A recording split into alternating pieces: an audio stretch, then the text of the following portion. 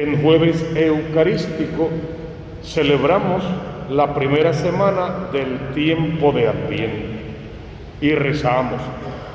Pero cuando uno reza, cuando uno ora, cuando uno pide, tiene que ser con poder, en una fe como la de María Santísima, que le creyó a Dios y a su palabra, y por eso todo lo que Dios le dijo se le cumplió.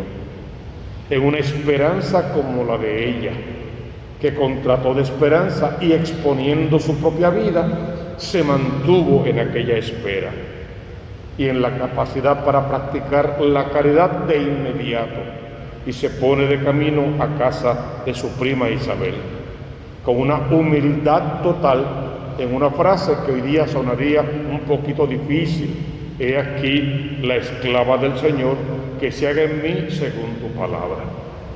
Y todo eso para que estas lecturas toquen nuestra vida y nos ayuden a esperar, a orar con poder, a vivir en humildad, a practicar la caridad, pero sobre todo a que aumente nuestra fe.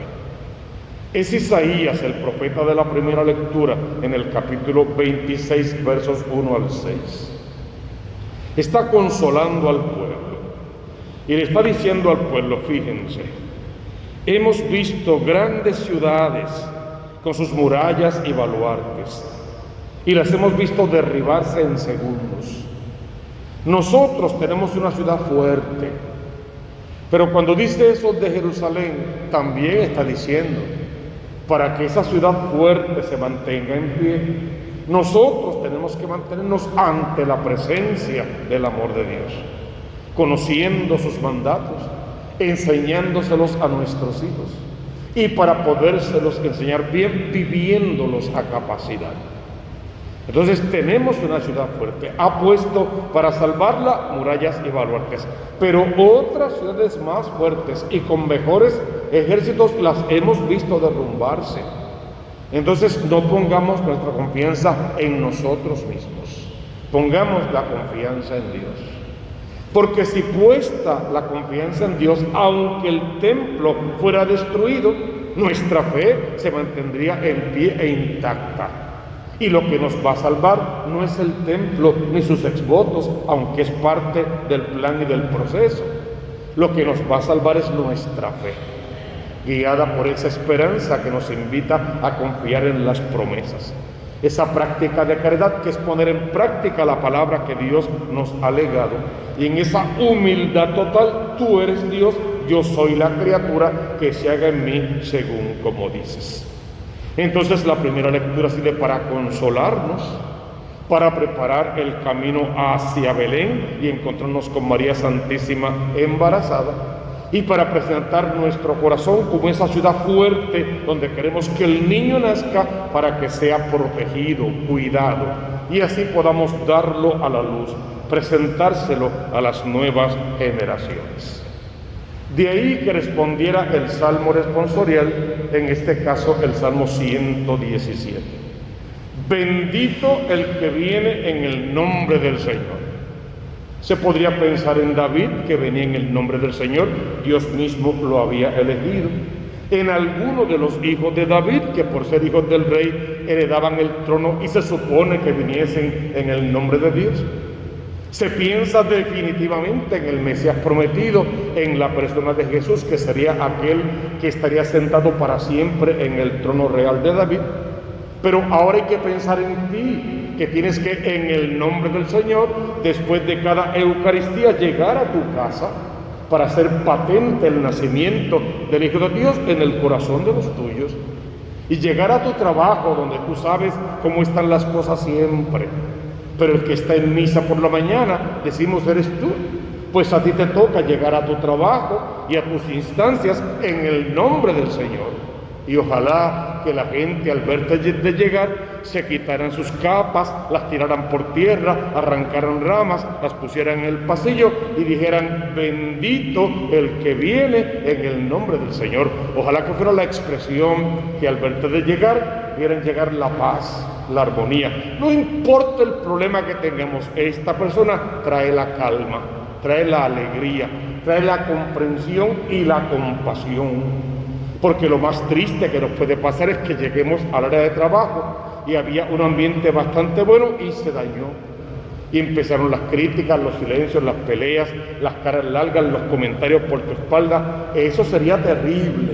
Entonces contra eso voy a trabajar, porque el salmista me dice hoy: den gracias al Señor porque es bueno. Si tú vienes en el nombre del Señor, se supone que tú seas bueno y que establezcas la paz, porque es eterna su misericordia. De ti esperamos un jefe o un compañero compasivo. Mejor es refugiarse en el Señor que fiarse de los hombres. Este viene en el nombre de Dios. No le busquemos su parte humana, que también la tiene, pero lo que se refleja primero y más importante siempre es el amor de Dios. Mejor es refugiarse en el Señor que fiarse de los jefes. Que todos tus empleados y tus compañeros de trabajo vean en ti algo de Dios, se sientan contigo cerca del corazón de Jesús, y si caminan sobre tus huellas, tengan un encuentro personal con el Cristo de la gloria. Fíjate en el Evangelio que la Iglesia nos regala hoy según San Mateo. Estamos en Adviento y las lecturas parecería que no hablan de Adviento, pero sí, es preparación, es reconciliación, es preparar el corazón al Mesías. Mira cómo lo explica Mateo en este Evangelio de hoy, que por lo general solemos leerlo cuando bendecimos una casa o alguna otra cosa. Dijo Jesús a sus discípulos: no todo el que me dice Señor, Señor, entrará en el reino de los cielos, sino el que pone la voluntad de mi Padre que está en el cielo, el que cumple la voluntad de mi Padre que está en el cielo. Ya, ese es el Evangelio. Porque el otro que dice es para explicar eso que está puesto ahí. Te está diciendo: mira, tú crees en Dios. El hecho de que estés en misa a la primera hora de la mañana dice que crees en Dios. No es suficiente, no es bastante. Falta algo más. Falta que vengas a la misa. Que la palabra de Dios,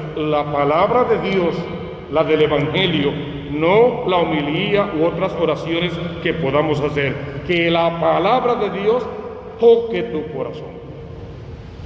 Que Cristo eucarístico se meta en tu corazón y en tu vida y seas su sagrario y su custodia.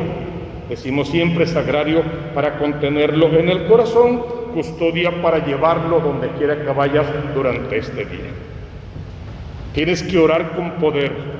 Pero si tu oración se convierte en un bla, bla, bla, en cosas sin sentimiento, alabado seas, bendito seas, te glorifico, creo, espero, confío, lo que es bueno y necesario, pero se mantiene solo en eso, y tu oración no aterriza, no se encarna, no echa raíces en las verdaderas necesidades, las tuyas, claro está, también las de los demás, las del mundo entero, la de nuestros gobernantes, la del Papa y sus obispos. La oración tiene que encarnarse, tiene que tener sentido, tienes que pedir algo específico.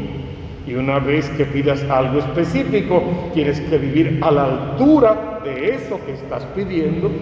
Ejemplo básico: pido paz para el mundo, paz para mi casa, paz en el trabajo. Y llego a mi casa, al trabajo, a gritar, a pelear, a hablar malo, a insultar y otras cosas más. Hay congruencia entre lo que llorando y de rodillas le pedí al Señor y mi estilo de vida.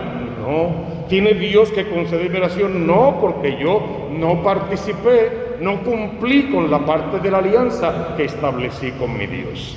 No todo el que me llama Señor, Señor. No es suficiente con orar. No es suficiente ni siquiera con tener fe, ni con esperar, ni con practicar la caridad. Todo eso tiene que tener una puesta en práctica de una vida que se le parezca mínimo a la vida de Cristo Jesús. Porque seremos divididos en dos grupos: los necios y los prudentes.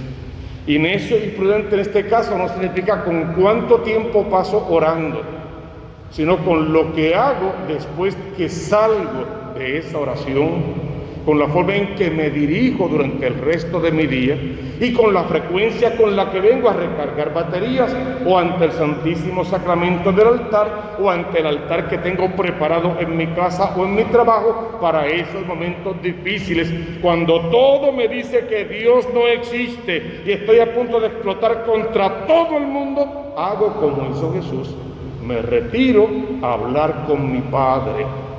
Dejo que mi Padre me hable y luego voy y hago lo que mi Padre me dice, porque tenemos un problema. A veces buscamos ayuda, pero buscamos ayuda con las preguntas que llevamos ya respuestas.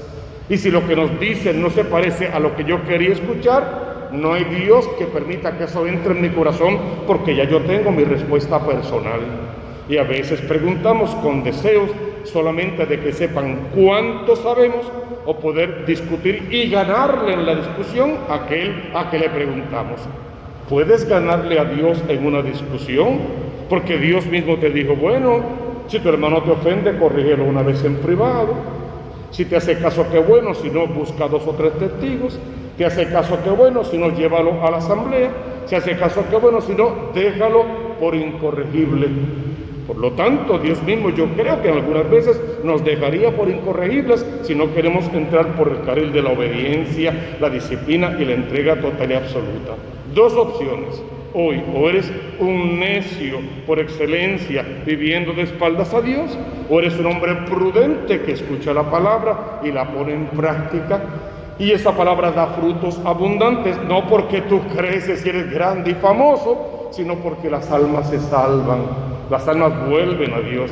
Y mientras más almas se salvan gracias a tu trabajo y a tu apostolado, más pequeño te haces, porque la palabra clave está en Juan el Bautista. Tengo que menguar para que Él crezca, para que se vea su obra, su deidad, y para que la gente no me busque a mí por las cositas que yo puedo hacer, sino busquen y encuentren al Dios de la gloria y en Él encuentren su salvación. Reza con poder para que Dios se haga cargo de ti.